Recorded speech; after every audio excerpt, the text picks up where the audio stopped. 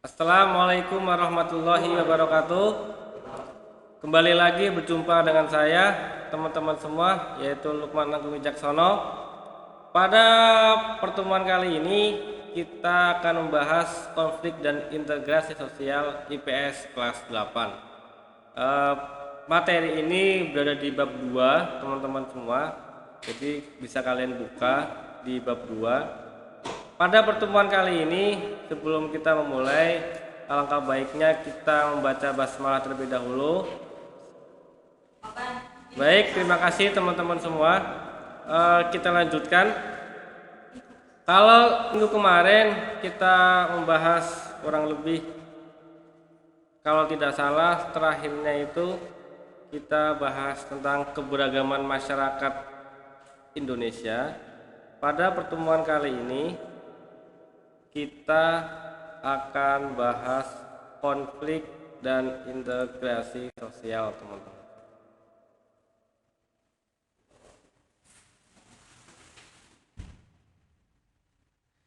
Interaksi sosial dalam keberagaman sosial budaya dan dapat menimbulkan konflik apabila tidak disikapi dengan bijak, teman-teman. Menurut Surjono Sukanto, konflik ialah proses sosial ketika individu atau kelompok manusia berusaha untuk memenuhi tujuannya dengan jalan menantang pihak lawan disertai ancaman dan kekerasan. Itu menurut Surjono Sukanto, yaitu adanya satu proses sosial ketika individu atau kelompok berusaha untuk memenuhi tujuannya, teman-teman. Paham? Mari kita lanjut di slide berikutnya. Sekarang bentuk konflik sosial ada berapa? Kurang lebih banyak, teman-teman semua. Secara garis besar ada 3 bentuk konflik sosial berdasarkan cakupannya. Yang kedua berdasarkan subjeknya. Yang ketiga berdasarkan cakupan wilayahnya.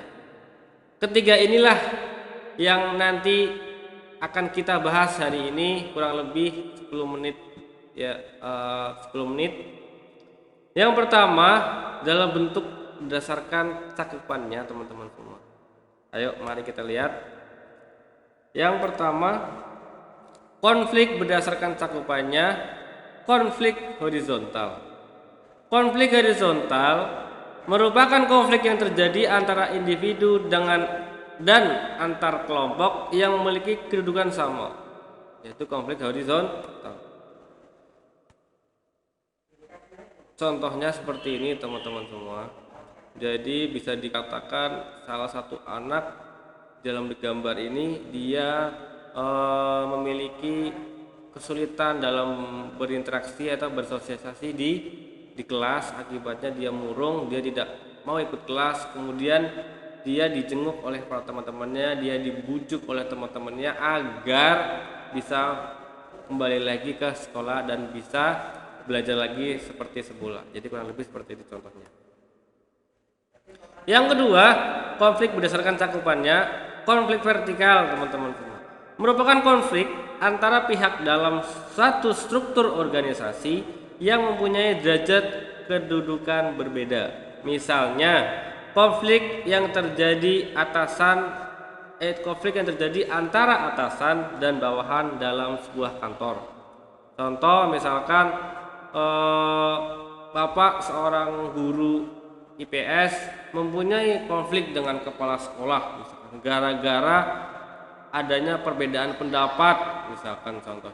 Jadi kurang lebih itu namanya konflik vertikal, yaitu konflik antara atasan dan bawahan. Jadi kurang lebih seperti itu. Itu berdasarkan cakupannya. Lah bagaimana dengan berdasarkan subjeknya? Berdasarkan subjeknya ada 4, teman-teman semua. Konflik intrapersonal merupakan konflik yang terjadi pada seseorang dengan dirinya sendiri. Jadi konfliknya itu intra itu dengan dirinya sendiri. Jadi di dalam hatinya gundah, teman-teman semua. Kenapa sih ya? Kenapa sampai sekarang aku belum bisa baca Al-Quran ya? kenapa sampai sekarang aku selalu terbata-bata dalam baca Al-Quran. Di dalam dirinya dia selalu bertanya-tanya teman-teman semua. Dia bertanya kenapa. Itu namanya konflik intrapersonal. Konflik yang ada di dalam dirinya. Yang kedua, konflik interpersonal. Merupakan konflik yang terjadi antara individu dan individu lain karena perbedaan kepentingan dan keinginan. Misalkan kalian mempunyai konflik dengan teman sebangku kalian gara-gara contoh misalkan kelas 8. Kelas 8 tuh ada Vina misalkan. Vina mempunyai konflik dengan sampingnya, yaitu misalkan ada siapa, ada Nasita misalkan, gara-gara Nasita kalau pagi jarang mandi gitu. Yang punya konflik,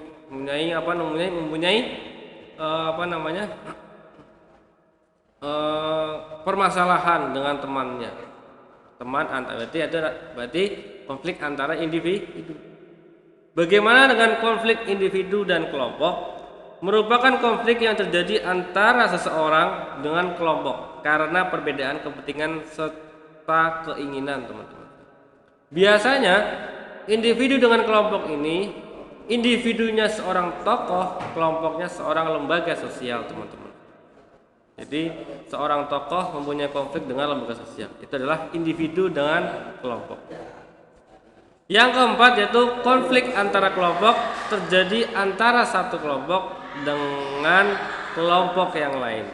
Salah satu ciri konflik antara kelompok yaitu melibatkan massa. Yaitu apa? Konflik antara kelompok ini biasanya konflik yang terjadi karena pergesekan, teman-teman. Misalkan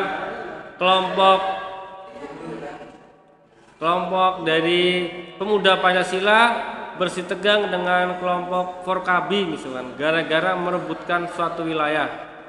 Itu adalah salah satu bentuk contoh. Itu konflik berdasarkan subjeknya, teman-teman. Selanjutnya yaitu konflik berdasarkan cakupan wilayahnya. Jadi kurang lebih ada 3, teman-teman.